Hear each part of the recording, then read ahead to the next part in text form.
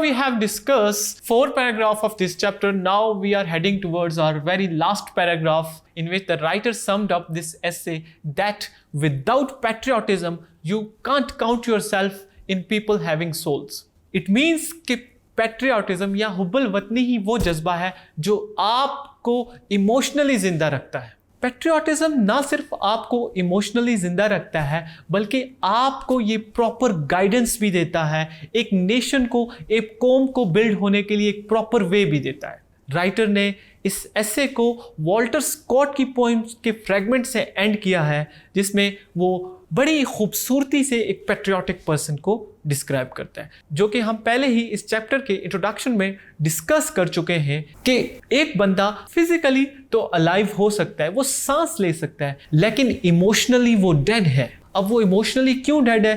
क्योंकि उसने कभी अपने मुल्क से मोहब्बत का इजहार नहीं किया, उसके अंदर अपने मुल्क से मोहब्बत का कोई जज्बा नहीं है, इसीलिए वॉल्टर स्कॉट ने उसे डेड फ्रॉम इनसाइड कहा है। स्टूडेंट्स, मैं इस चैप्टर को यहाँ पे इख्तिताम नहीं करना चाहता, क्योंकि मैं एक छोटा सा मैसेज आपको देना चाहता हूँ, क्योंकि I have seen in this Pakistan that we Pakistanis are overflowing with verbal patriotism. अब verbal patriotism क्या है? वो ये है कि 14 अगस्त वाले दिन आपने झंडे लिए, एक अपने सीने पे लगाया, एक अपनी गाड़ी पे लगाया और एक अपने छत पे लगाया। फिर अगले ही दिन आपने झूठ बोला, अब अगले ही दिन आपने पार्क्स में जाके कचरा फेंका, और अगले ही दिन आपने जाके डिसऑनेस्टी की।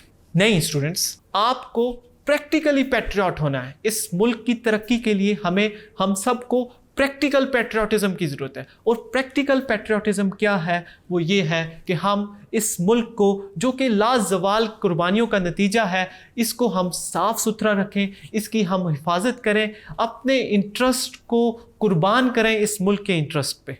I hope you understand this chapter very well students.